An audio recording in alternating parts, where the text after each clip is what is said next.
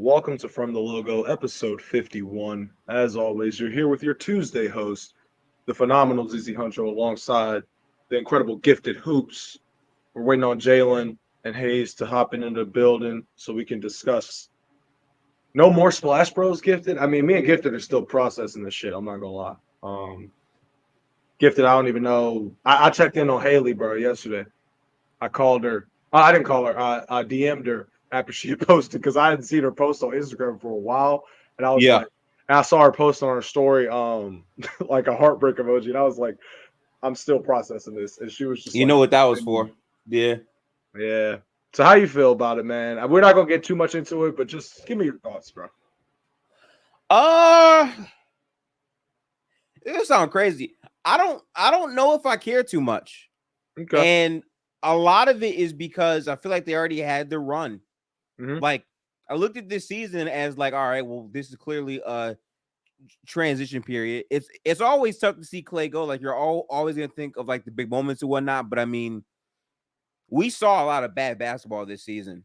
And I kind of told myself if we're not winning and Clay has to come off the bench, he's not going to like that. He's Mm-hmm. going to want to get paid.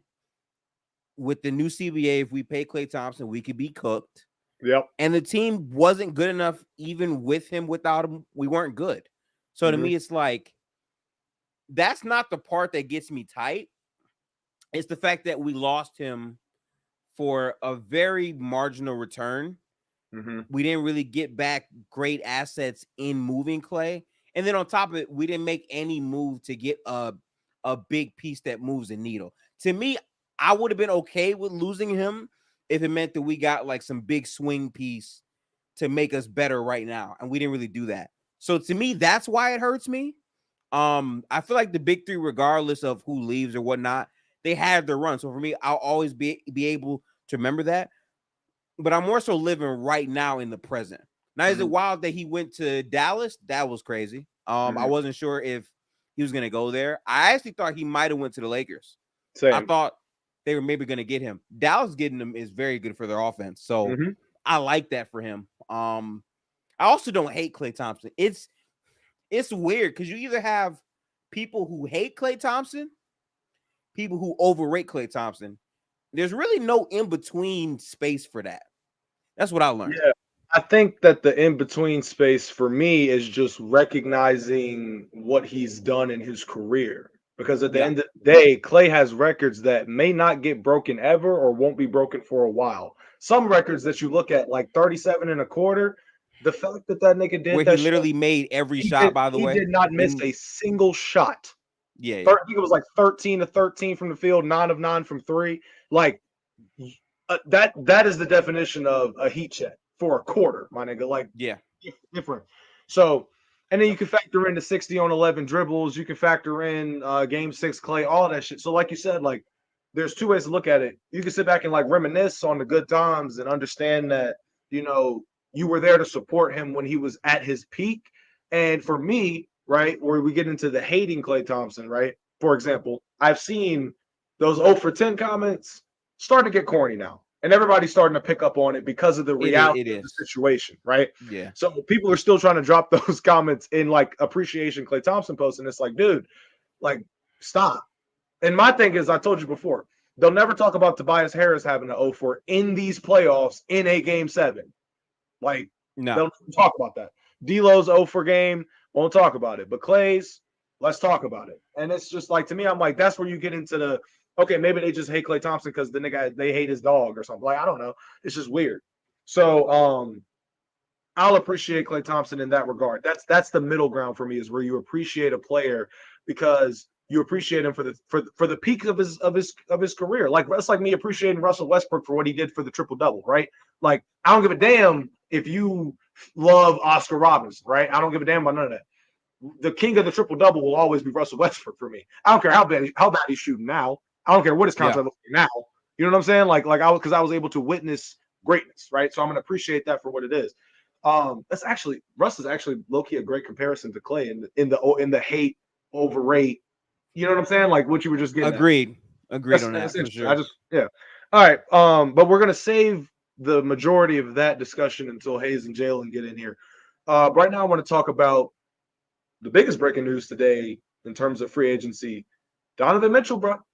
I ain't gonna lie. I ain't He's gonna lie. signed.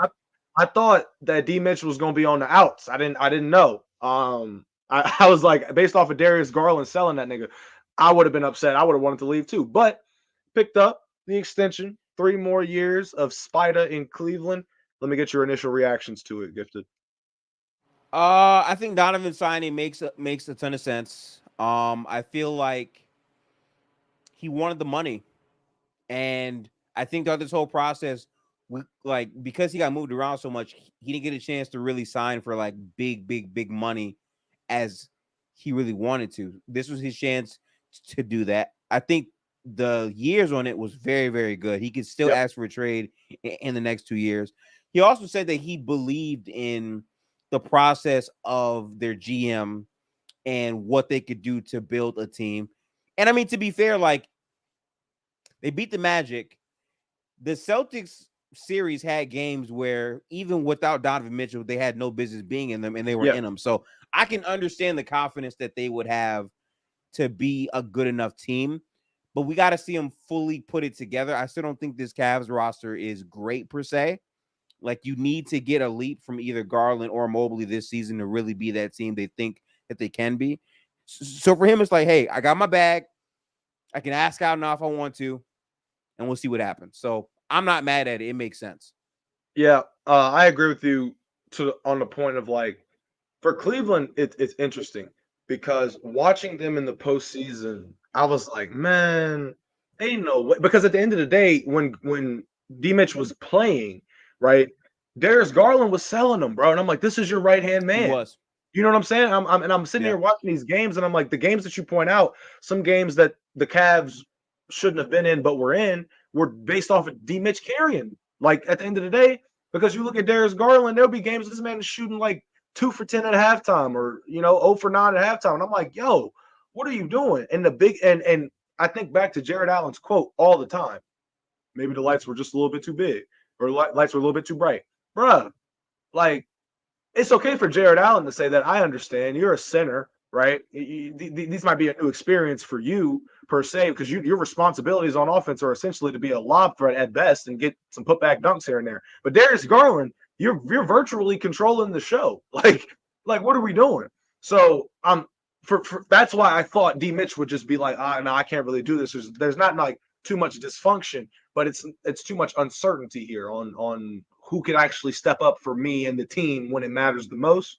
So another enticing part was obviously Evan Mobley and Jared Allen. Like, the idea of them as a front court when they first got together, I was like, this right here could be something. You remember the way they were talking about the potential of that Cavs defense, and to a point, they lived up to it, right? Throughout portions of the regular season last year and this year. But I think also them getting Kenny Atkinson was also something that I think could be something that intrigued D Mitch to stay back, right? You were getting it, you weren't really getting much with Bickerstaff, but you were still able to be spite of the spontaneous, scoring threat. So I'm interested to see what Kenny Atkinson does there. And I think that was another reason why Donovan might have had a second look at the situation and been like, you know what? All right, I'll give it 3 more years. Like this coach or something. Yeah. You know what I'm saying? Like, and then like you said, the deal itself is great because he can still request a trade in the next 2 years if shit gets shaky, right? He still has that leeway to be able to say, okay, if it all falls down, I can still find a way to get up out of here. But like you said, locking down, what was it, 150 million? Do your thing, brother. Outside of LeBron, I mean, I think Mitchell is establishing himself to be like a top 3 Cav. Yes. Which is kind of crazy to say. I personally think he's already done more than Kyrie. Yeah. Outside of the chip, I understand that was big, but in terms of like his individual play and what he's brought to Cleveland, he's played at that level. I also feel like something that annoys me about the NBA is fans feel like every year if a team don't win, blow it up, right? People are so immune to teams losing, learning from losses, keeping their rosters growing and winning championships. Like, normally you don't win the first year, right? Mm-hmm. People wanted the Wolves to tear their roster apart this season. You know what I'm saying? Like, it takes time to win. So for me, it's like, you got to basically see it through. Mhm. What makes it hard is with the new CBA, it's hard to keep players based on how you have to pay them so quickly. But Yeah. I think if you're Donovan Mitchell, this is the right choice. Yeah. So okay, with this, let me ask you this. Next season predictions for the Cavs. Okay. Give me regular season wins or seeding and playoff success or failure. How they see that panning out for 'em. Okay. If you got to ask me for the regular season, I think the Cavs are going to probably be a top 5 seed. Okay. I Yep. just think that like their roster is good enough to get through the whole regular season. The problem is like they had a whole lot of injuries and they still won pretty well. I think Kenny Atkinson is a very good coach for younger players. Yeah. So I Yeah. think that his creativity and all that could really bring a different type of energy and look for the Cavs. It might be good for Evan Mobley's overall development too. So Mhm. I want to see overall what that looks like. So I had them as a 50+ win team, Okay. and like the tribal one said, I was thinking 52 was literally right on the money of wins. I thought. Um, if they get more, phenomenal. But in terms of the playoffs, it's a thing where, right, locking Donovan Mitchell down long term is great. When you factor in the rest of the team, it's like Darius Garland, you still got him, you still got Mobley, you still got Jared Allen, right? Karis LeVert. So the idea is for me, if you're looking at this as a Cleveland fan, right? Playoff trajectory is important, especially when looking at how long you can keep a certain unit together. Like you said, with the new CBA, right? The way when it first got introduced, I said, are they trying to kill the Warriors quickly? Right? Like that was my first like Right. process, right? When everything started shifting. And then you look at teams like the Celtics, like you said, paying guys very quickly. Derek White locking in Jason Tatum long term. And then in maybe like 2-3 years, that shit's gonna get shaky. And it'll be interesting to see if the Celtics are able to stay, relatively as at the top of the East for playoff contention as they've been for the last like 5-6 years. It'll be interesting to see that in the next 3 years with the CBA and shit and how that's working out.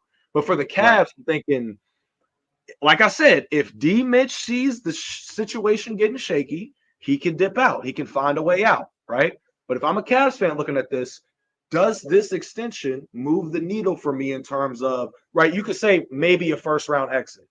Some people will still say that they're first round exits, right? It all depends on how everything pans out because we also have to factor in, which we're about to get into, Philadelphia. So I'd say for the Cavs, second round at best. I don't think that this Okay. moves the needle for them all the way to the conference finals because I still got Boston over them. I got New York over them if they're healthy, and probably the Sixers, depending on Joel Embiid. And then, not to mention, in the cut is the Milwaukee Bucks. Now, we just got on I them don't know all how to year, look at the but Bucks. I don't exactly. I don't. I don't know either. I don't know. So they're just in a box somewhere. But let's move on to Philadelphia. Now that I brought it up, Philly. Now I don't know if y'all noticed, chat. I don't know if this moves the needle for y'all. But the biggest signing that they had, I don't care what nobody say. Mo Bamba agreed to a 1-year deal. I'm kidding. I'm kidding. No. The Oh, I biggest was thing about to say. that so they locked in Paul George, right? They extended Kelly Oubre Jr. if I'm not mistaken as well. They still got some more moves to make. That was a good move too. And it was a good move. It was a good move. We talked about it on Sunday when Hayes asked us if KCP would have been a good move or Paul George. I said KCP, right? Now, I said I went back and listened to it. I said after KCP, I was like, now if they're able to re-sign Kelly Oubre Jr. while landing Paul George, that's a different story. It's all about what they're able to put around Paul George to have an insurance, Exactly. you know what I'm saying? Have an Yeah. insurance policy around the fact that we can't just, move over the fact that Paul George essentially left an injury-prone player for another injury-prone player. But I said it. The difference is Joel Embiid can play through his injuries. Now, his production goes down a lot, but at the same time, it's a matter of we got to look at Paul George as is he going to be the second option? Is he going to be the third option? They locked up Tyrese Maxey right after getting Paul George. So my question Right. to Griffin is how do you see things shaping out for Philadelphia going into next season? I think for Philly, Honestly, I think things are going to be hard for them because I think it's going to take some time to adapt to having Paul George.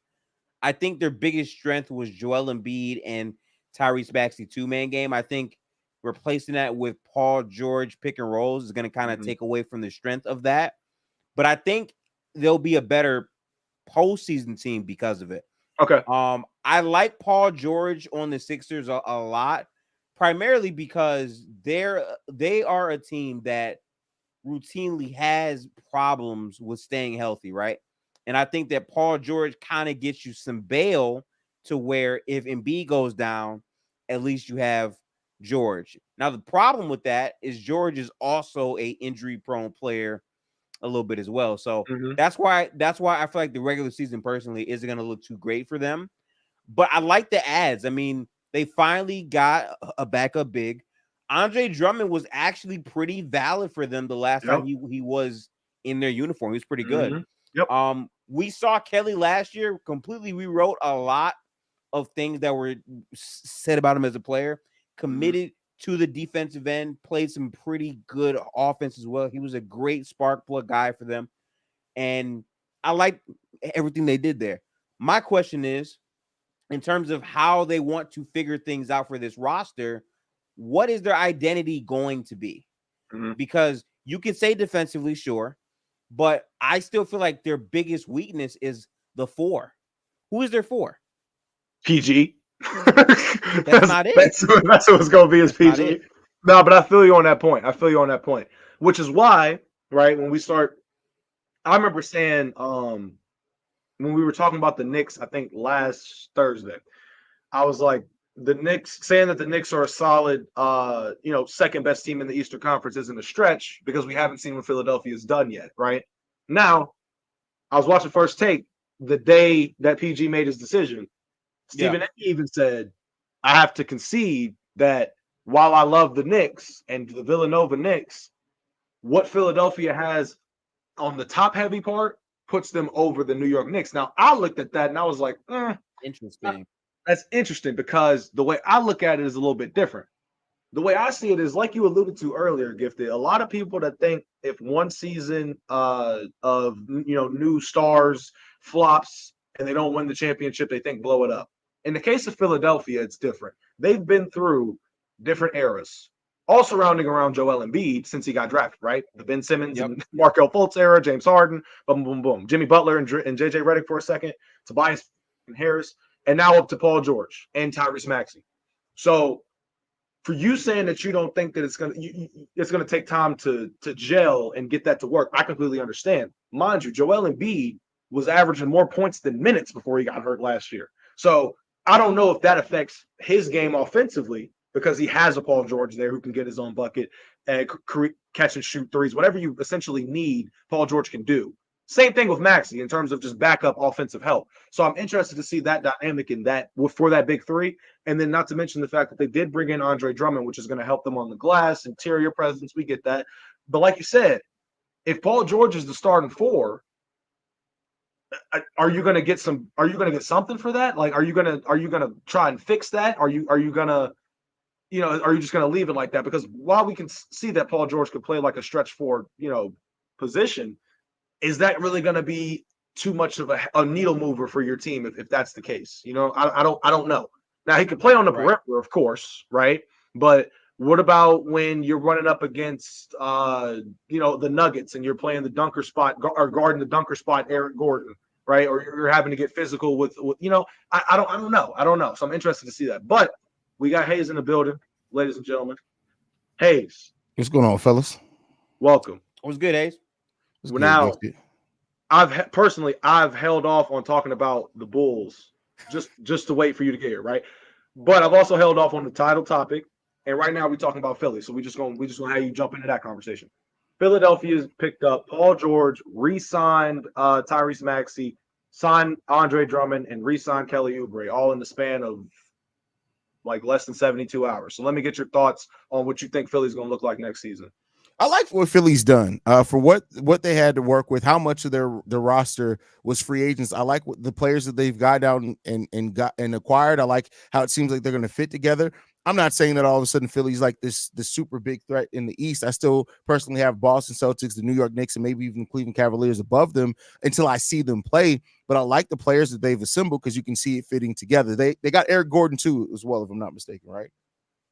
Yeah, they did. Yep. They got Eric Gordon as well, so they still got added some shooting to that as well. So yeah, I like what they've gone out and done. I think it's a really solid roster that they're putting together there. They still need a little something, but I like what they've done. Yeah. I feel like with the Sixers, my thing, Hayes, is like we haven't seen them play. I do want to say Doc Rivers and his lack of adjustments for their roster. I feel like Nick is a way more creative type of coach, and I feel like with Paul George and Maxey, you can have a lot of different types of offense you can run through those two guys. I just hope that they don't lose their real identity, which to me is running through Tyrese Maxey and Joel Embiid. Yeah. You might think Paul George is a better player, but I think for that team, that is their best play. That is their most like gravity bending play that really gets the whole floor opened up. I hope the addition of Paul George doesn't take away from what we know Maxey can do, because he's such a good player. He's willing to play off the ball and like really give up his game. I think Paul George needs to play in that role more so Maxey. I agree with that. I think Paul George coming here, I hope that he's ready to sacrifice because he needs to, and I hope that he wants to as well. I mean, he's gone, and he went to the Clippers where he was supposed to pair with Kawhi Leonard, ended up having to carry a big portion of the load there because Kawhi couldn't stay healthy. Then you bring in James Harden that's supposed to help carry that load. He keeps getting hurt, and then he has to change his role again to help with James Harden. So coming here, Paul George, not to say that he needs to sacrifice as far as like he's not going to still be featured, not still get plenty of opportunities, but like, allow Tyrese Maxey to be Tyrese Maxey, and then Paul George kind of fit in, find his spots there. And if he can adapt that way, I mean, looking at the way that they play, and maybe this is just in my head, are they going to be a little Denver Nuggets East in their play style a little bit? Ooh. Now, East. I don't know, because now here's the thing. When I look at the potential starting five, for example, right, it would be Maxey, Eric Gordon, Kelly Oubre, Paul George, and Joel. I almost said Joakim Noah. Damn. Joel Embiid. Wish he was still in the league. Me too. But so that's starting five, potentially.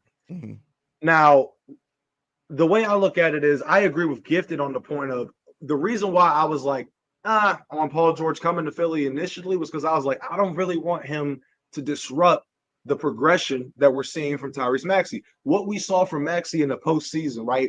The shot he hit at the logo off the screen, you wouldn't even like the fact that he took the shot was just crazy in and of itself. But the fact that he swished it bottom of the net, I was like, yo, this kid's got some heart. He had 40 that game, I think. But so I'm sitting there saying what we're seeing is the emergence and for everything that Philly has gone through in the last 10 years, multiple bad picks and multiple bad trade transactions, or however you want to call it, to be able to finally find Maxey right alongside an MVP Joel Embiid, and then you bring in Paul George. It's a situation where I was like hesitant because I was like, how is it really going to fit?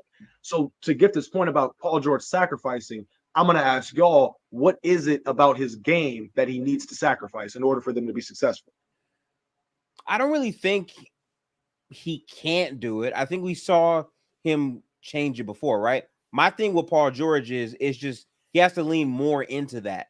And I say that because in the past, before he complained about how Doc Rivers used him, like I understand using him more in pick and rolls and all that stuff, but their best offense is having the ball go through Joel Embiid and having Tyrese Maxey be the quick twitch guard that bends your defense.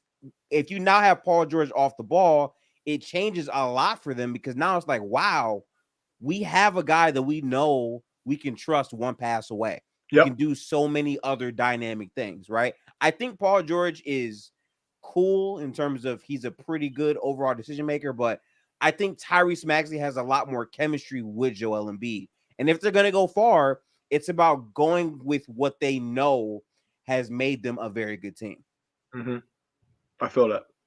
If he can rebound, that'd be great because, bro, I'm sorry. Like, people love to say that it's the modern NBA. The fours are dead. That's bullshit, right? Jason Tatum was Jason the Tatum. four for the Boston Celtics. They Yeah. won because of that, because of his overall positional awareness and versatility. You need a four. Mhm. That's a I fact. agree. Jalen Carter, welcome to the show, brother.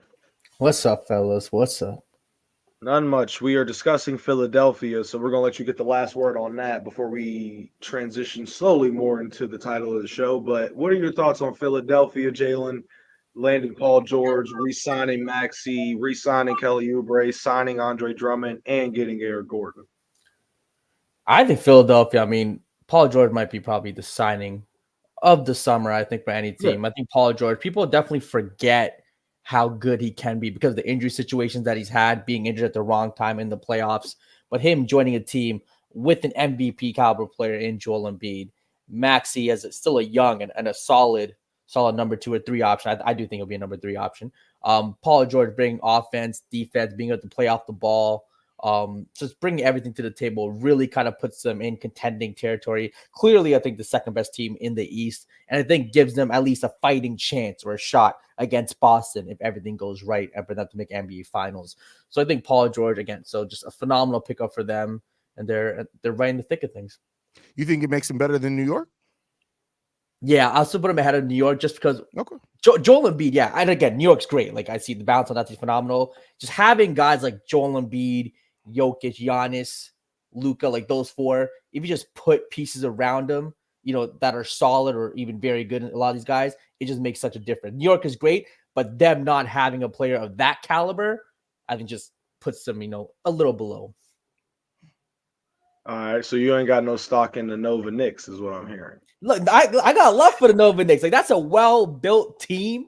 Yeah. Again, they might be, 1 through 5. You can make an argument that they may be maybe the second best team, or maybe the first. So you can say 1 through 5, they might be the most talented team or second most talented team, like the Boston, just 1 through 5, because there's no weaknesses in that, right?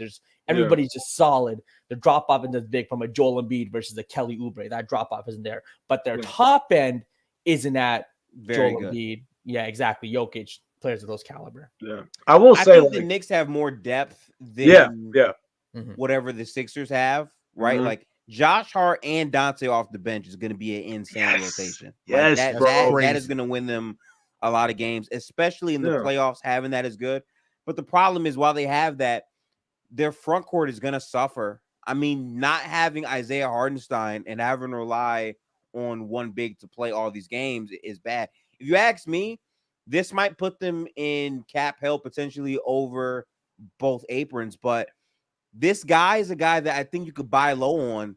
Robert Williams would be a great player on this team. I like that. If he Now, can stay healthy, he's yeah, injury for sure. prone. So like it's definitely a gamble, but I'm just saying him on this rock, like him, OG Anunoby, and Mikal Bridges on the floor at the same time defensively. That would take them to a whole other level. The problem is they have so many injury prone guys. You have OG Anunoby, you have their main big right now, Mitchell Robinson. Yeah, Mitchell Robinson. He gets hurt, and then if you bring in Robert Wood, like I'm nervous about them. I like their team a lot, but OG still has not shown that he can play over maybe 55 games per. So they have their own problems that we also should be highlighting. Yeah. The way I look at the Knicks is, I talked about it last episode or last Thursday. The identity that they're trying to find in the fact that if you really look at this team top to bottom, the only thing besides when like Giffen just pointed out, they're probably going to need another big. Robert Williams is the perfect big. Like you just said that name, and I just thought immediately of the potential of seeing what that defense could do with that man being at the front. Like, that would just be insane. So the way I see it is just like this Knicks team has everything though: shooting, defense, scoring ability, chemistry, right? The hustle, whatever you want to call it. And Tom Thibodeau leading the way, man. I'm gonna be watching a shit ton more Knicks games than I did this year. That's all I'm saying. Next year, that defense with Mikal, Josh Hart, and OG, it's gonna be a good defense. Yeah, if they get a solid center, because Brunson will be a negative, which is fine. If you have 4 elite defenders around him, that's perfectly fine. If they can just get a center, that's gonna be an elite defensive center too. Man, I mean Mitchell Robinson, I guess, can be. Well, he's not. I guess he can be. That's why I threw out him because I mean, there's not really many great bigs to pick up anymore, and I think he's the one guy that's like, okay, he's making $13 million. They are $16 million below the second apron, so they could get him and maybe not fully go over the second apron. The problem is he's injury prone, so that's gonna hurt. But I think that helps them since they might not have to give up so many assets to get him because he is injury prone. You know what I'm saying? Yeah. Hey, chat. I ain't gonna lie. I'm gonna need to get a Chris Paul jersey, but I don't know which one to go with. So I might make it like Chris Paul might just mess around and average a ridiculous number of assists this season. I can see getting like 6 assists to Wemby. So the fact that the Spurs were the youngest team in the league, I think with an average age of like 23.5, and they added Chris Paul to that roster is crazy. Who was the league in assists last year? I'm just thinking like Trae Young. That's a good question. If he plays enough minutes, I would not be shocked. Might have been Tyrese Halliburton last year. Oh, it might have been. Okay. I'm saying if he plays enough minutes, I wouldn't be shocked if he's fighting for that assist title.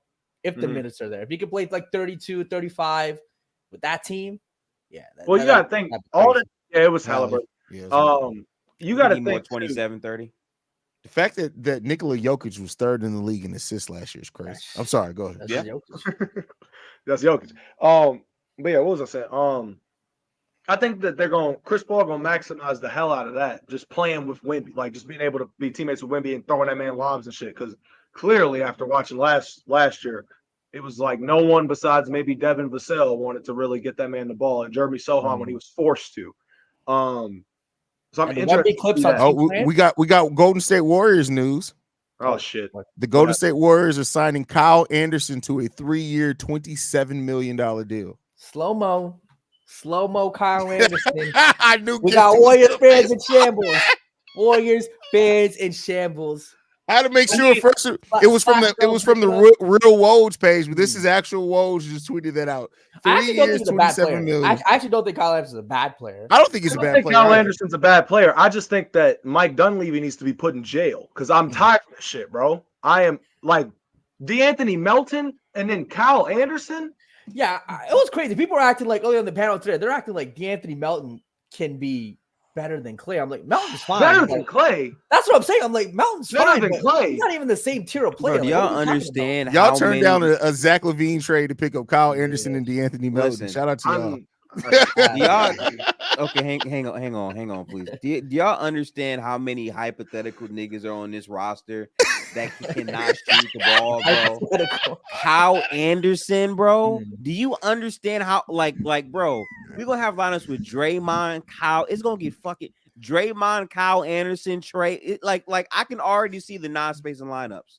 We trade our best shooter and get the slowest shooter in the NBA. Oh man, somebody needs to beat up Mike Dunleavy. Like, yeah, if I was the Warriors to kind of maximize Steph's last couple years when he's still playing at an all NBA caliber level, Kyle Anderson. Yeah, I mean, I would have just taken the risk, maybe on a Zach LaVine or just a more of an impact. Bro, the Bulls called the Warriors like, "Yo, Chris Paul or Wiggins." They said it's not feasible. I could not believe that shit. You don't really have anything to lose. I just knew when I heard that I was like, "Oh, he's a Warrior." And then when it came out, and they were like, "Yeah, no, we good on that." I was like, "Man, I crashed out Hayes." It's like, that's bro, crazy.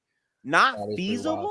Like, what position are you in to say it's not feasible? Unless they have some idea to sign someone next offseason, they want to keep some sort of flexibility. That could be possible. I mean, we're not giving Kyle Anderson a 3-year contract. $27 million. I mean, $9 million a year. You can move that. I don't like signing anyone for money right now when they're allegedly in Lord marketing talk. I don't believe this shit in the first place. But if you are, I want as much money flexible as possible. Granted, he's only making $18 million, but the point is like, oh my God, bro, that shit just pissed me off. You signed the slowest shooter in the NBA. I'm saying, bro. And here's the thing: it's not like Kyle Anderson. We're not shitting on him like he's just the shittiest player in the league. It's just it's like because we know he's an intangible guy, but we already have an intangible guy. We already have a guy that you can look at the box score and his impact won't be there. That's Draymond Green. Well, what is two guys on his roster that play just like Draymond? They got and B Pods and Kyle Anderson play just like what I'm saying. Draymond, like bro. We got B Pods. That's mini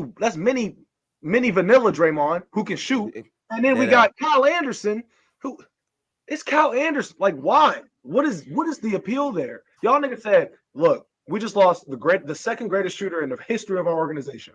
Kyle, here's $27 million. What? And meanwhile, Lauri Markkanen is in trade talks, and we got the Levine situation, the Bull situation, the Paul George situation. Bruh, I don't give a damn if they holding out till next year to make a move. The amount of moves that y'all have missed out on in the last week is just like, I see why Bob Myers left. Bro said, I got to go. Shit is getting wicked.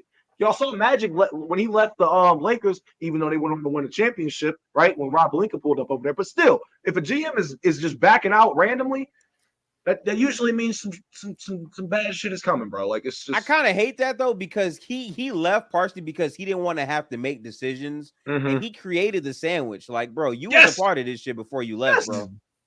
Yes. I'm like, and to be honest with you, I'm like, ain't no way you mean to tell me you gave up all this shit to go and talk about it on Countdown. No, bro. Why? Yeah, why? that it really annoys me. Yeah, like, whatever. I mean, I guess now, though, I guess there's be more time, more opportunity for Kuminga, Moody, if you really think those guys, and Steve Kerr's coaching. Steve Kerr's coaching will definitely be analyzed more this season because of these changes. I think Steve Kerr over the next few years will understand what type of a coach he really is, just because with Steph and the guys they had, for them having so much, continuity for so long, he didn't have to make too many adjustments. While now he might have to find newer ways of playing or a new system that kind of optimizes what they have on this team.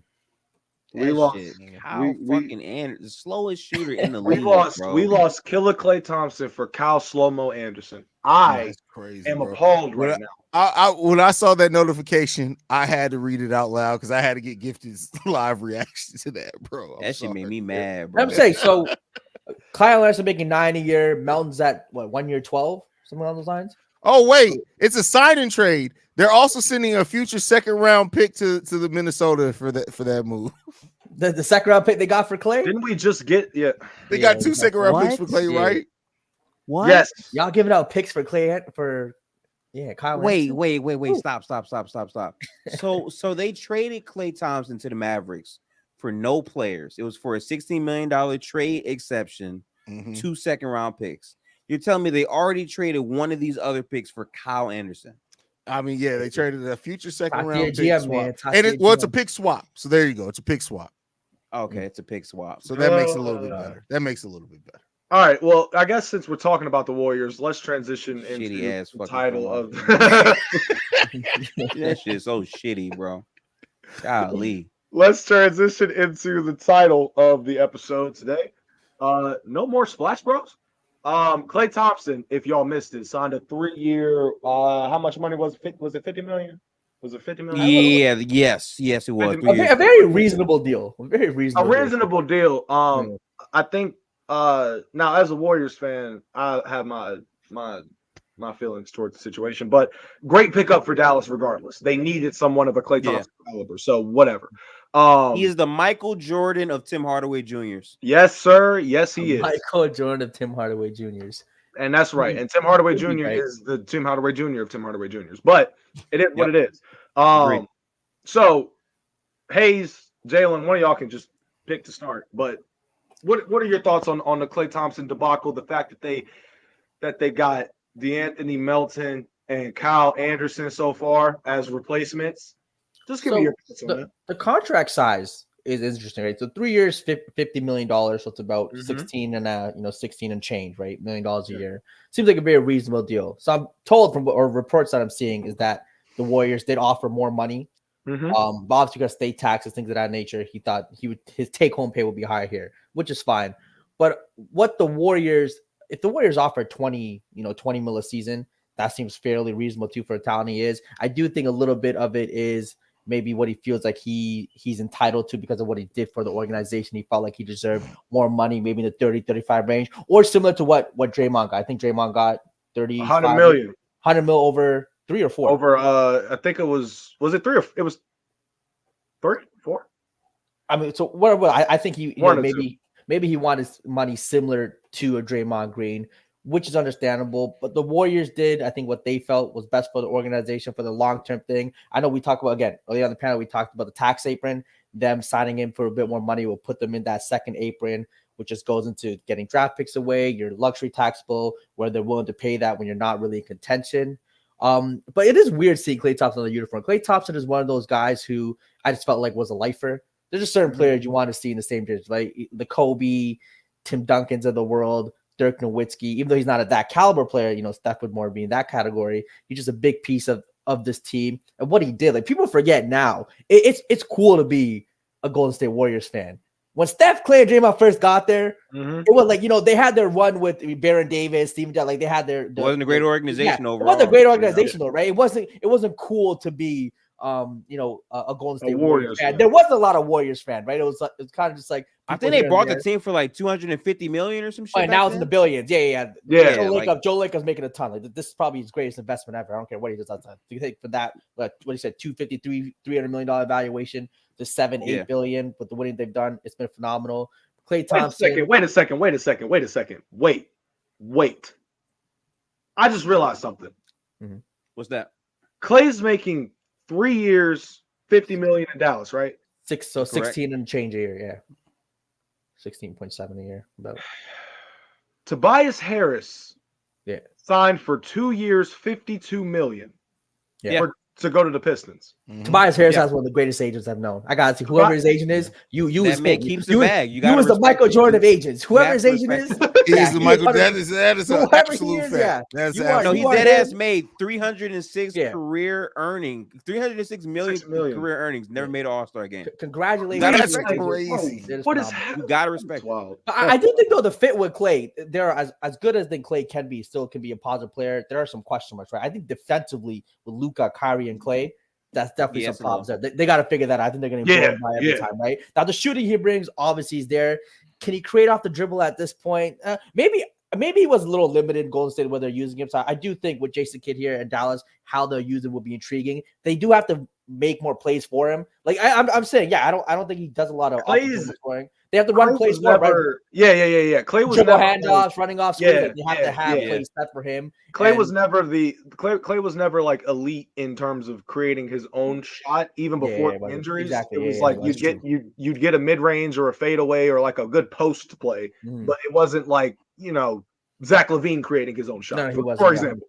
But yeah, in Dallas, I don't know. Me and Gibson made the same face because it's like Klay had the ball in his hand sometimes, and we saw that he couldn't really do much. Yeah. Bro, his biggest go-to every single time, and if you're a Warriors and you watch the games, his biggest go-to every single time when there's no offense, this motherfucker would take the ball, he would go to the left or right baseline and do a post fade. Yep. That was the play. There might not be a better player. There might not be a better player you can play with over next years than Luka. Like Luka's gonna find him in all the open. No, spots. I think Klay with Luka is a perfect fit. Like Luka is one of the best passers I've ever seen. So having him with Klay, he's gonna find him for great looks. I just think Klay Thompson at this stage of his career, and this isn't a bad thing, he's a variance player.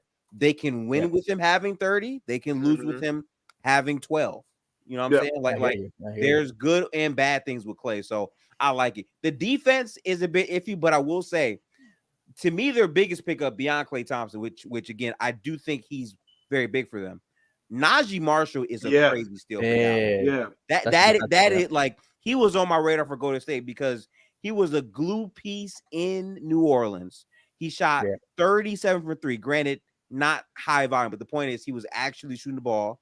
And then his defense was very good. And he could put the ball on the floor and attack closeouts. He did a lot for them. So for Dallas to replace DJJ, who was more so a athlete guy who could take threes occasionally, I think he's just better than him in their offense, in their role, and he'll play a more important part, which is big for them. So I like that.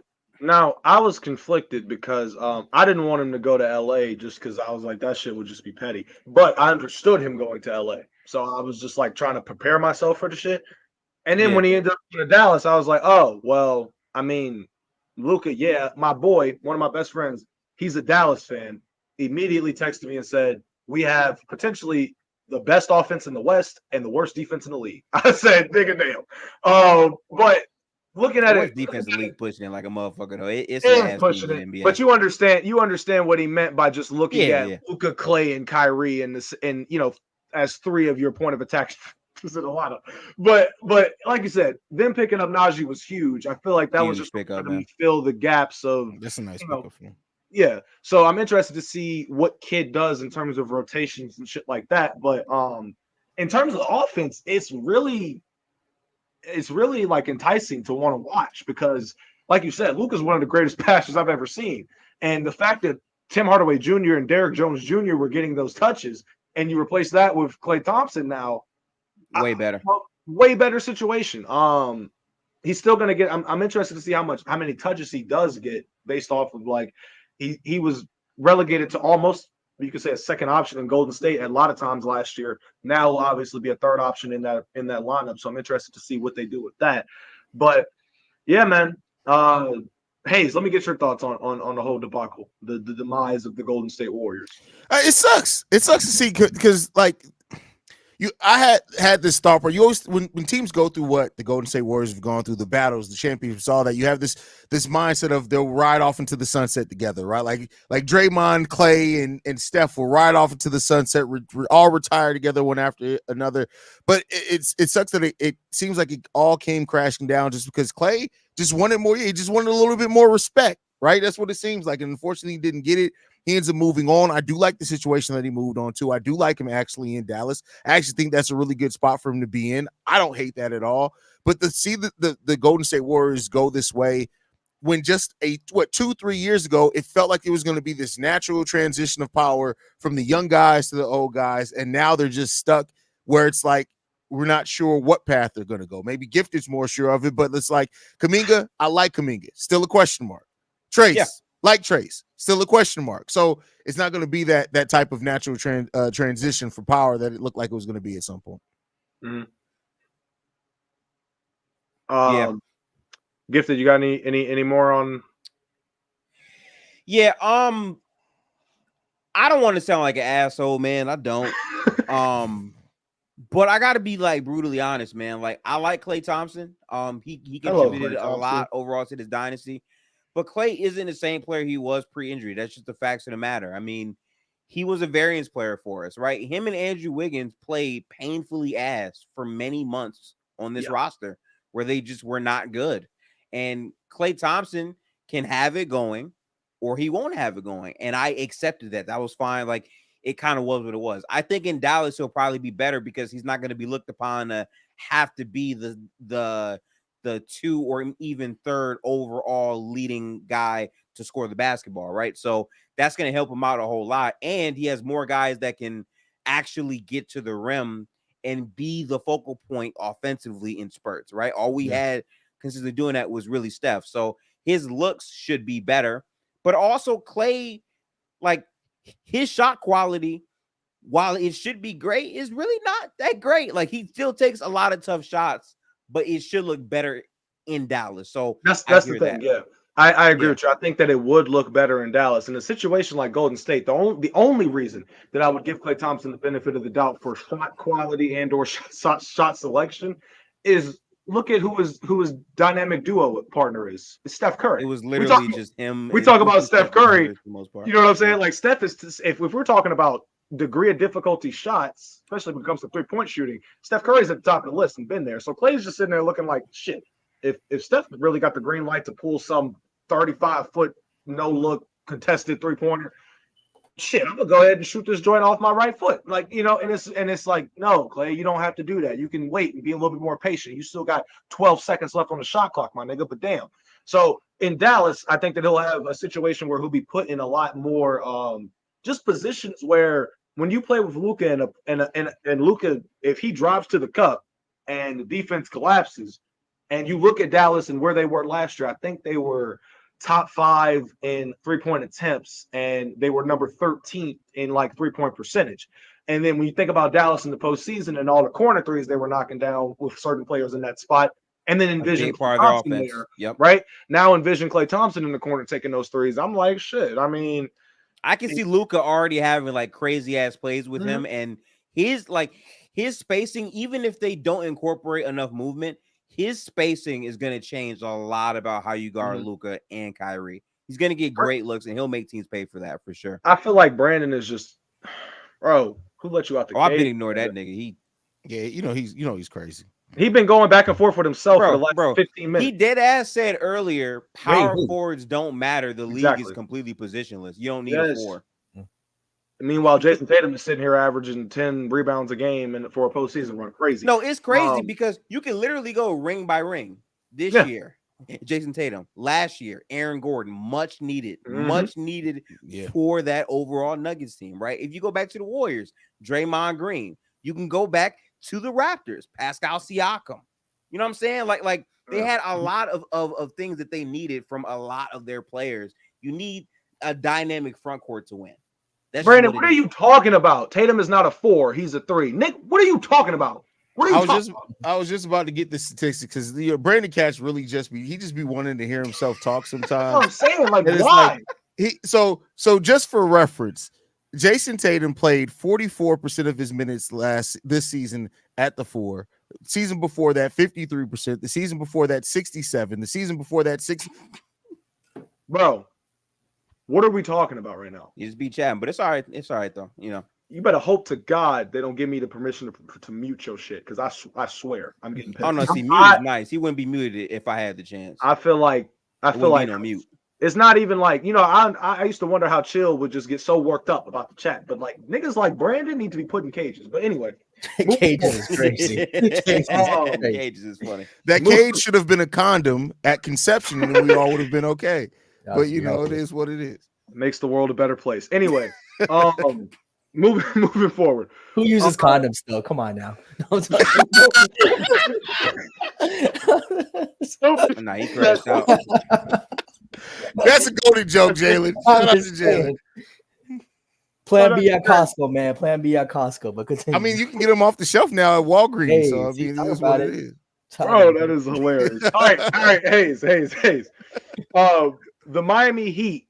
The last DeMar DeRozan news I saw today was that the Miami Heat were interested or showing interest in DeMar DeRozan, and that the Lakers were open to helping facilitate a sign and trade for him. So, in your estimation, your humble opinion, where do you think DeMar DeRozan ends up next season?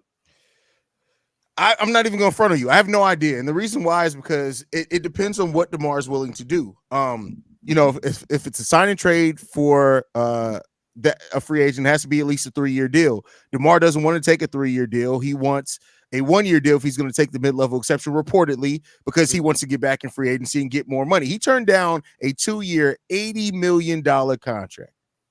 $80 million contract. So yeah, he's trying to recoup as much money as that as possible. 2 years, $80 million he turned down from the Chicago Bulls because he thought that if he goes to either the Bulls they're gonna have to be forced to pay him because the Bulls at that point had shown that they want to still compete. The Bulls looked at that and said, you know what, by the way, we going younger. Peace.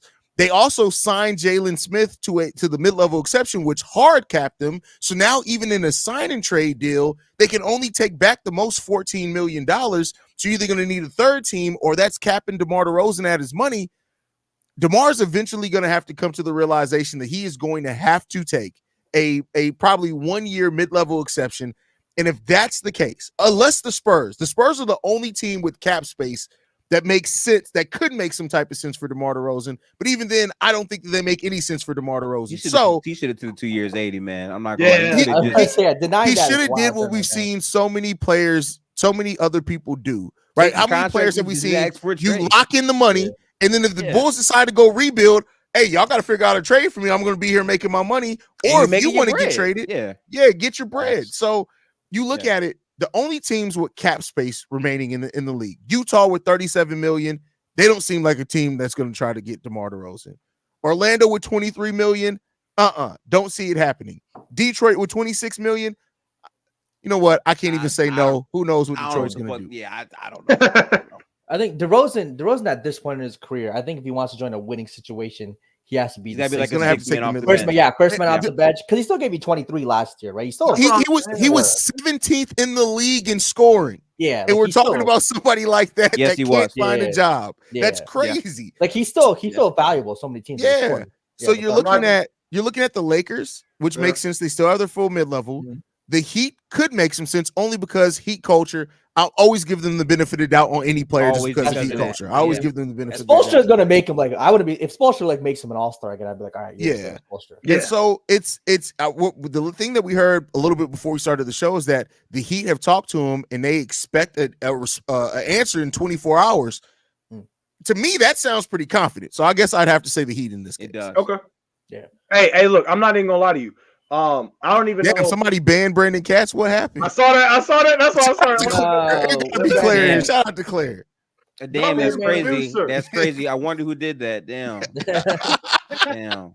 That's I crazy. wonder Give him a timeout. who took their button while they was talking. And damn, That's crazy. Bro, whoever it Crazy, is could be in the room, bro. We don't know. We don't know. Hey, listen, ghosts happen, man. Hey, Yeah, I'm not gonna lie to you. The thought of DeMar DeRozan coming off the bench it might have been a tell you Warriors. where- fan. Oh my god. Let me tell you where the first thought of DeMar DeRozan coming off the bench came from. Right. So Yeah. I was in my career, right? So I just tapped into it for the first time in a while, and I was like, I'm gonna pick where I want to go. Chicago. Remember? Y'all remember first team I ever really, was fucking with on my own. Right? Yep. So I said, I'm gonna go to Chicago. Fuck it. We started off the year like the 14th seed because y'all know in my career you got to build your way up and shit. You know what I'm saying? And then once you really hit Takes that time. point, it takes some time. And then we ended up, first seed in the East. But then as the season went on and we went on to win a championship, I realized by the time we got to the postseason that DeMar DeRozan, who I thought was hurt all year long, was coming off the bench the whole time. So I was like, damn, is this what he needs to do in order to win a championship? Ironically, now we're talking about mid-level exceptions and shit. So if it's the Heat, I agree with you, Hayes. I think anybody in that culture can adapt. And the fact that the Heat were able to land Jimmy Butler, and I was like, knowing the type of player that the media is trying to make him out to be when he was in Minnesota and Philly and Chicago, that's the type of player that the Heat want right there. And they went to the finals twice, right? So you can put players in that situation under the coaching of Eric Spoelstra, who's still a top 3 coach in the league, even all these years later. It'd be interesting to see DeMar DeRozan, going on and hopefully because would y'all say that DeMar DeRozan is at the stage where Melo was when he got traded OKC? It seems like that. Would y'all say that? Seems like yeah. Chat, what y'all think?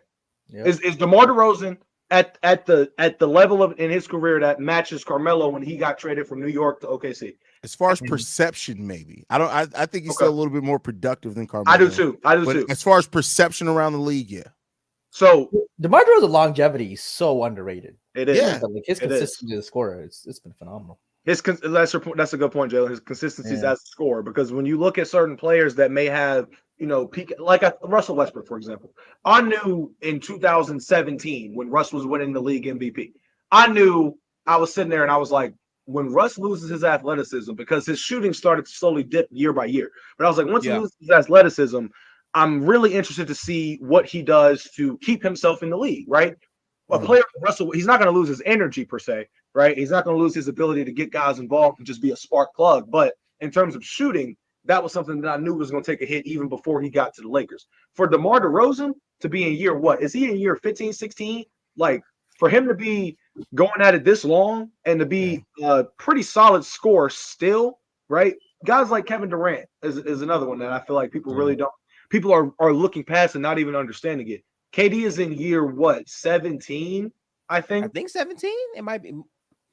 16, 17, 1 and 2. But the fact that this man was winning scoring titles at 21, 22, like, and to be still able to come off of the Achilles injury and shoot better from the field, arguably than any point in his career, maybe outside of like a couple the MVP year or a couple scoring leader years. But the efficiency that he came back shooting the ball with, especially from the mid range, I'm like, yo, this man is.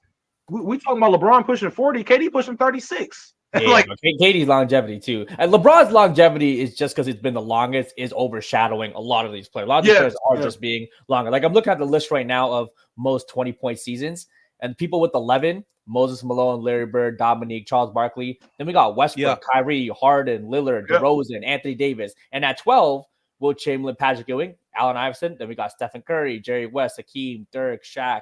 So I mean, DeRozan's pretty close. He has 1 or 2 more 20-point seasons. He jumps into conversations with Shaq, Jordan, Kobe. You know what I mean? So I think he gonna get it. I don't see why he wouldn't average at least 20. Nasty ass conversation. Yeah, I'm saying Steph Curry too. He's at 12 right now. He's probably good for another 2 to 3. The fact know, that it's kinda DeMar annoying. is where he is all-time scoring list without 3-pointers is crazy. Bro. Crazy. That is impressive as yeah. hell, though. That's crazy. In this That's just era too. twos In for this the most era, part, yeah. 100%. Mhm. Very impressive. Yeah. My thing with DeMar DeRozan though is like I understand the value again, and this is from someone who literally I was watching Hayes. I was watching so many Bulls games. The year where he was early in talks to win the MVP, like the shit he was doing that year, where he was literally shooting Breaking Wilt 60% Chamberlain on mid records. ranges. Yeah. Yeah, Bro. no, yeah. And the thing is, I was watching these games, and it's like, bro, first off, everyone on the Bulls is hurt, and this nigga is hooping every night. Like, Yeah. I remember that, right?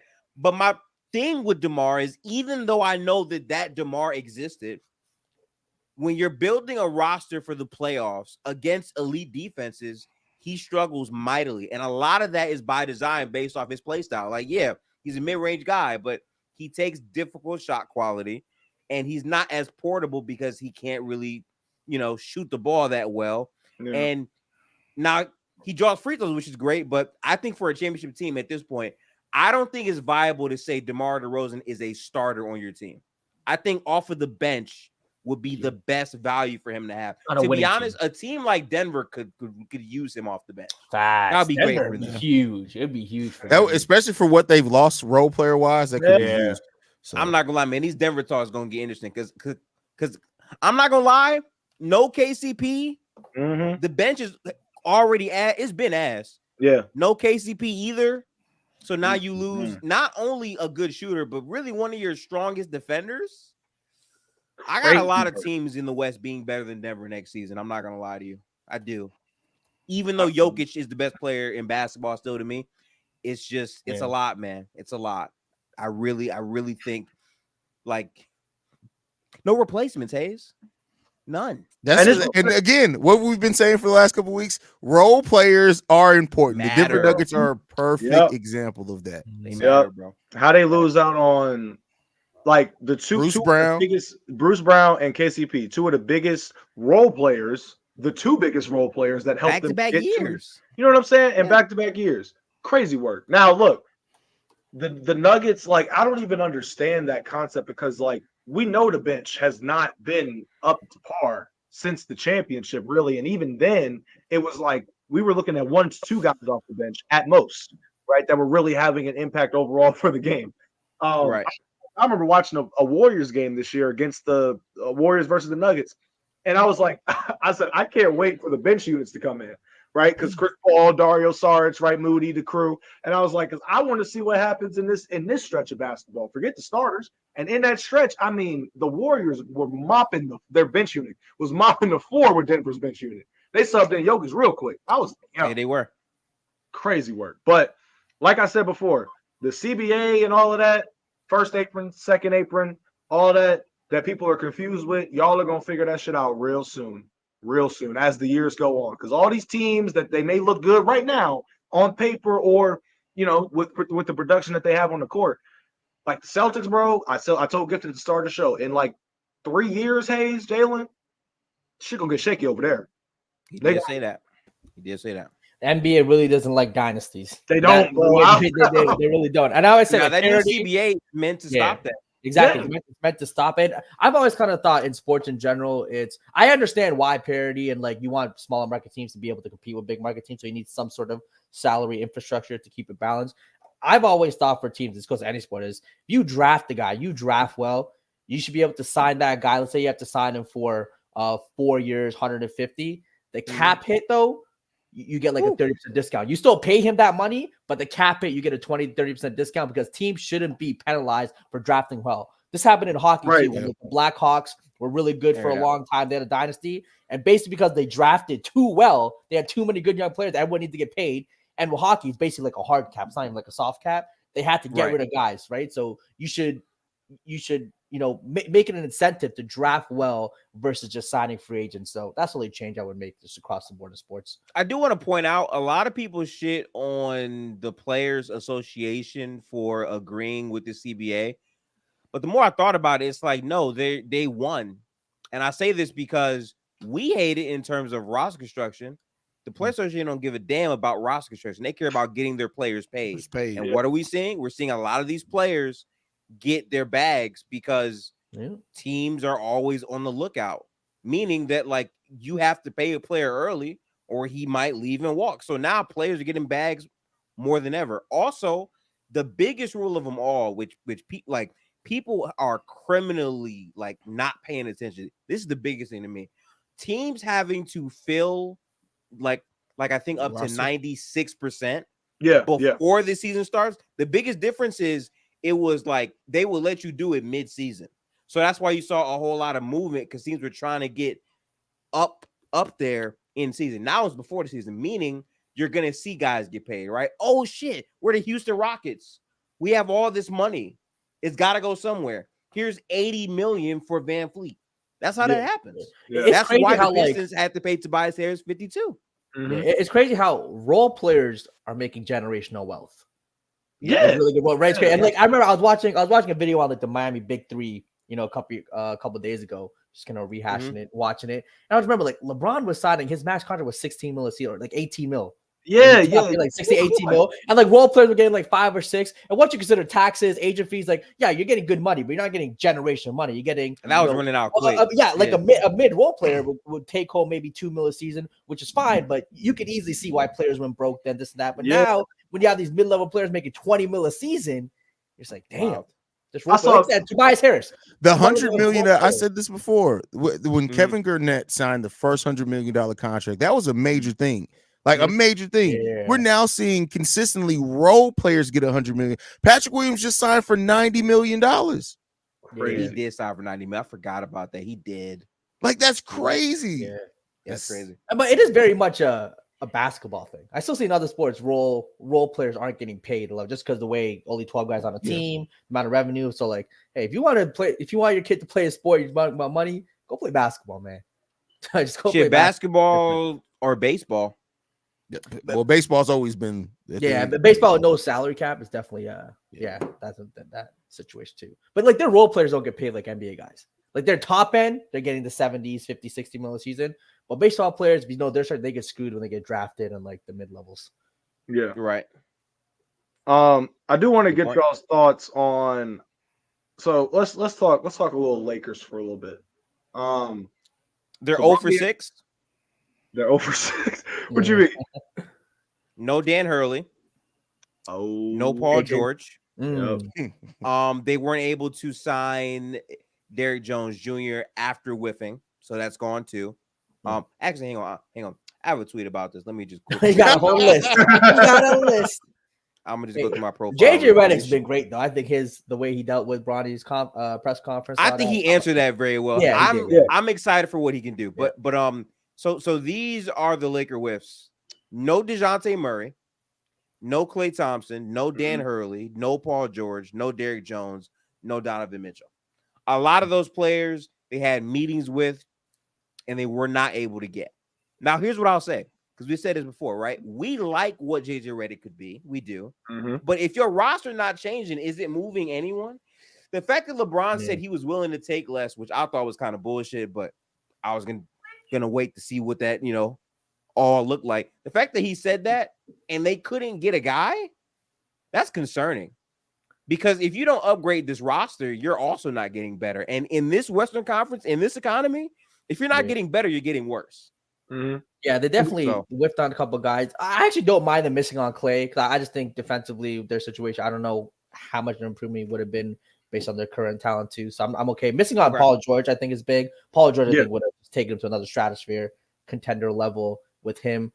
They still have the pieces for a trade. I'm just wondering for trade pieces. Is Lauri Markkanen in that trade piece? Zach LaVine an option now if they want to take that risk? So I do think that they're definitely now in that trade market, getting rid of either a D'Lo, Reeves, Rui pick, using kind of those pieces to get a piece that can move the needle a bit. Got you. The only thing like we pretty much touched on everything before. Like JJ Redick, we think that he could be an excellent coach, has all of the potential and the intellect to be an excellent coach. The only issue that we had was is he going to get the right pieces in order to coach? Now, the only thing in this entire debacle, when you put everything into a big ass pot of LeBron and JJ Redick and Bronny and Rich Paul. The only thing that annoys me the most is how they keep playing in our faces. It all started when LeBron and JJ had the podcast, right? Then the fact that I just realized earlier today, I was like, yo, what was that? One season, 8 episodes, maybe? What was that? We're never getting that again. And then JJ to go into the presser and be like, yeah, the only time me and LeBron talked about the head coaching position was 10 minutes after I got hired. Yeah, maybe the only time that y'all talked about the actual coaching position was after you were actually a coach. In that regard, sure. But don't sit here and act like y'all weren't at least chomping at the bit to figure out a way in which that this could make that a reality. Like, come on now. And then the Bronny thing. I don't think that anybody here does not want to see LeBron and Bronny James play together, right? As father and son, right? I don't think that that's something that nobody here doesn't want to see. We want to see that. My thing about it is, I remember Gifted might be a little indifferent, but it is what it is. But my only thing with it was I was saying this at the start of, like, during the regular season. I think Bronny should just play another year in college. Given the circumstances of everything that's happened with Bronny throughout high school, up into college, and then now being drafted to the Lakers, I'm like, a lot of people that are throwing hate his way, right? Y'all are treating him. Well, how did Brandon get banned again? How did he got banned twice? I ain't do it this time. How did he come back? Is that nigga the Undertaker? What is happening? No, he got. Come on, somebody a loser like Brandon got burner accounts. Hell yeah, hey, man. Brandon's out here in the chat participating. Can't hate a guy participating, That's like, like don't give no participation trophies here. Hey, man. I appreciate it, Brandon. Even if you don't agree with it. Like, bro. But anyway, my thing with Bronny is this. I thought that he should have played another year in college. I thought, given the circumstances of his situation, right, there were times, a lot of the times when you look at where the hype was coming from for Bronny, whether when he was in high school at Sierra Canyon or when he went to college, it was based on the fact that he had all the potential in the world, right? This is LeBron James's son. At the end of the day, when you look back at Michael Jordan's sons, right? I think his son Marcus Jordan averaged more points in college than Bronny did. He didn't get drafted, right? So it's like that's what people Duke are looking funny. at it. Crazy as that. Duke is hilarious. But people are looking at it like Bronny got drafted in the lottery or even a step in the first round. Like, he was a 55th pick in the NBA draft, second round, right? Like, so he has basically almost undrafted. He's basically almost undrafted. Yeah, 55. So the way I'm looking at it is like, you can look at it and say, oh, he's in the league because of his father, whatever. There was no other team outside of the Lakers that was more than likely to end up getting Bronny. So at this point, it's about Bronny having the potential to be the greatest 55th pick in NBA history. Like, that's where he could go with this. He can only go up. I'm not gonna lie. And, here we go. And again, I'm gonna sound like a hater. This nigga's hating. This nigga What hating. the fuck does the greatest 55th overall pick? Yeah, because they're all ass. Okay, you're mid. Yes, Cool. Gifted. Yes, it's a lot of conversations mid. about a 55th. Right. 55th. But It's a lot, but he got guaranteed money too. Like, Yeah, that was a nepotism thing for sure. Yeah. That's without a doubt guaranteed money. But hey, I mean, like I said, what father isn't going to do what LeBron probably did to get his son on the team being 55th pick, right? It's just a any lot. problem with nepotism play. Like I think people are everywhere. weird when they want to complain about that because it's literally all over the NBA. Yes, but let's just not lie to act like it's not nigga. It is. Oh yeah, of course. nepotism. Yeah, 100%. Yeah. That's fine. I mean, does Bronny have potential? Sure, he has. Does he have potential to be a serviceable, good role player in the NBA? Sure, that 3-point he could shot, be a very defense. good bus boy. That's very possible. No, I look. I think he, see that's crazy. That's crazy. I think again, the defense, the 3-point shot. He, like what JJ said, you can definitely develop it, and maybe he will be a useful player. But again, I just think the amount of attention on a 55th overall pick, it's just not that serious. That's my thing. People act like he's taking a job for someone. It's a 55th pick. Yeah. Taking a job for someone who's going to be a two-way player, probably in the G League, most likely. Yeah. So, Jalen, I agree with you on that point. Is like, I understand the nepotism issue, or you feeling a certain type of way about that part of it, but at the same time, there are front office people that get positions because of their damn daddy. All right, like all the time. The owners have all the NBA is a nepotism league. That's literally. That's every sport. They go to NFL ownership. They all have their kids working for them. Yeah. Go to any law firm, investor firm in America. Every person whose last name is on the door, their son or cousin or whatever is working at the firm. Yeah, Every that shit happens in more than just basketball and sports in everyday life. In like, you life. know what I I'm got saying? no problem with LeBron because if he's in a situation where he's one of the greatest players of all time, Mhm. he has a son who plays basketball. Why not do everything you can to get him in the league? I'm not mad at that. At the same time, if he's ass, he's ass. I'm not gonna lie about it. That's all I'm saying. Like, I'm so sick of this shit. I Like, respect that, right? It's just the honesty play of it. There's Like, no, hey, get there's two things that can be true. All right, right? Nepotism and this nigga might be ass. There's two things that can be true, but at the same time, the only way for me, right? I'm looking at this potentially from like Bronny's standpoint. The only thing you can do at this point is be serviceable, right? Get your bag if you can, but at the same time, it's like LeBron's years are waning, so it isn't a situation. true. It's a situation where it's like a 33-year-old LeBron, and you're coming in, he's still got 5 more good years left. No, like it's a situation where I've said it before. If JJ Redick is the coach that the Lakers are looking for the present and the future, then we'll see how Bronny pans out, right? I believe that JJ would take great pride in helping to develop Bronny James, right? But at the same time, you got to look at it, and I looked at it and was like, yo, there's only been 2 players in NBA history that got drafted with close to or worse than Bronny's numbers, right? I don't know the names of the other 2 players. One of them averaged 0.8 a game. One of them averaged 0.8 points per game and got drafted. So that to that point, I'm saying y'all hating on Bronny for averaging 4. There's niggas that have made it for less. So like let's chill. All right, let's chill. The only reason that people are upset is because it's Bron's kid. All right. Now I'm looking at it and I'm saying, dude, forget all of that. This is something that we have never seen in NBA history, right? Father son playing on the same team. Probably will never see it again. Probably will never see it again. It's tough. It's so tough. Yeah. It's insane. So I look at, I put everything Unless like Deuce wants to hoop. Unless Deuce wants to, and unless Tatum can live up to 21 years, shit, I don't know. But Cannon Curry, nope, that's not gonna happen. So so it's like hell no. We gotta you gotta have a kid at 20 years old, 19, and then so you gotta have him early, bro. Yeah, early, and then you have to be in the league for 20 years and stay. And then you have to be generational, damn near. Yeah, it's tough. So it's I wish nothing but the best for Bronny. I can't wait to see him and LeBron take the court. I want to see like a father-son alley-oop or something for the ones that shouldn't happen because Bronny shouldn't see the court because he sucks. That's what see, listen, I don't want to be an asshole, but again, I'm not mad with them helping them get to the NBA. I'm not mad at any of that. Yeah, but if Bronny checks into a game and the Lakers are trying to win, I'm literally going to be looking like, see, this is that bullshit that everybody. Yeah, Bronny's going to check into the game in the 4th quarter when they're up 25-30. If he's on the roster, if he's on the roster, maybe they're up 25-30. Somebody said there's someone in the chat. In this very chat, who was better than Hey, we got some hoopers out here. We got some hoopers. But I will say, you see that segment on ESPN where it's like, what is Bronny going to call? Yeah, bro. I'm like, this is what I mean when I say LeBron, the stories along LeBron's whole career. They made a segment about what his son is going to call him on the court. What athlete has ever had that? They made a segment for LeBron unfollowing Perk too, Jalen. Yeah, I'm just saying the media obsession. The with media LeBron is crazy, man. It's I'm telling you, I've never seen even with other sports when you talk about Messi, Ronaldo. A lot of times it's like they just talk about what they do on the football field.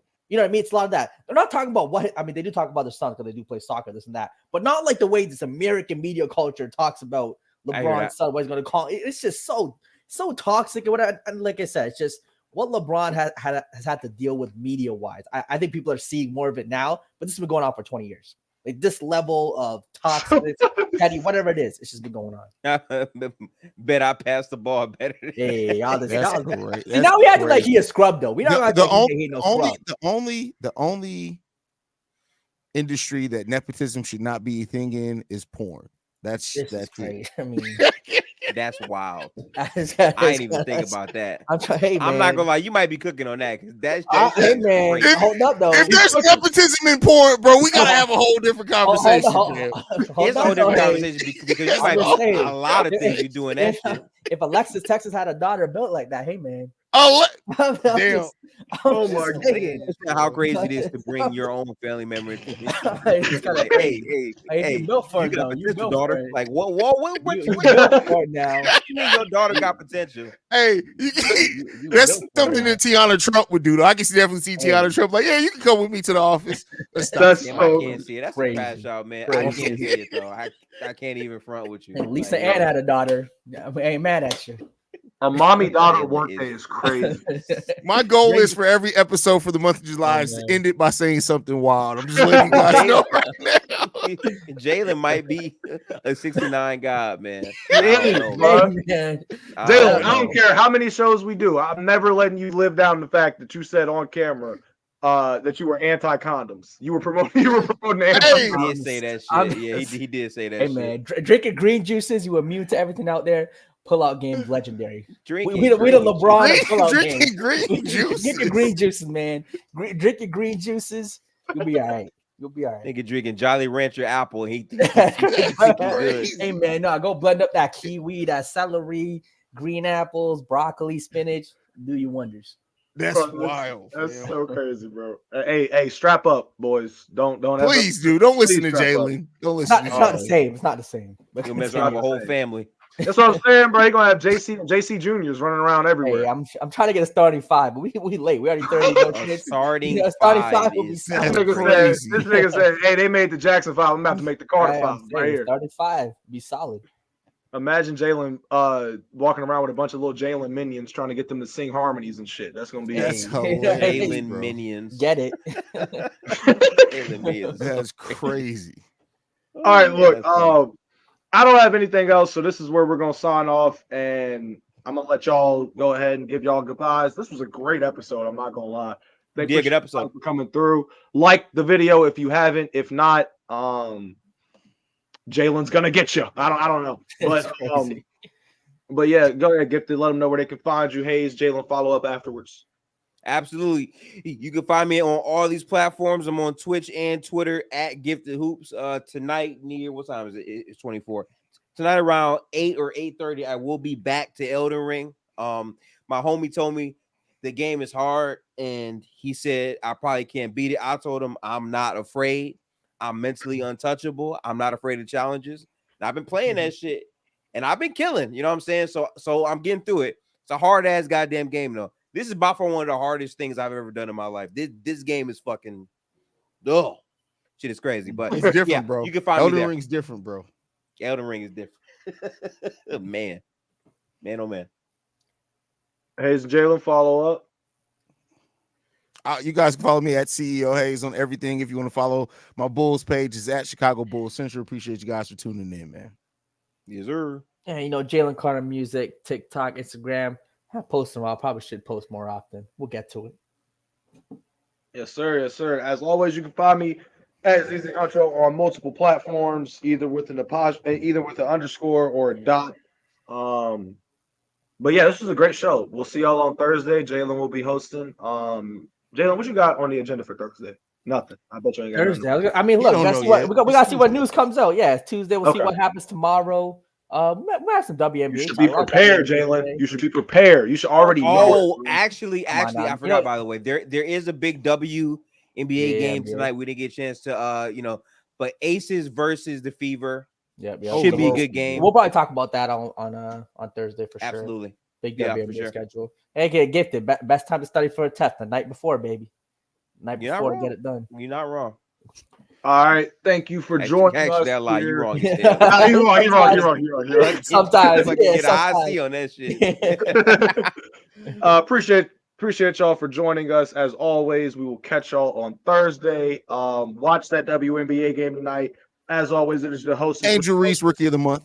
Angel Reese, rookie of the goddamn year. Great run. Great run. Yeah. Stop playing with her. We Gifted looking at me crazy already. Angel Reese, rookie of the year. Ain't no Caitlin Clark. Ain't no Cameron Brink. Ain't none of that. It's Angel We Reese. can go look No, at it. Listen, we can Caitlin do film Clark's on so- Sunday yet again. I'm with it. She been hooping though. I don't want to Yeah, she act like hooping. she Yeah, hasn't she been. For a she definitely rookie been to hooping. have the double-double record is pretty insane. Like for a Crazy. rookie to have the Yeah, double record crazy. is wild.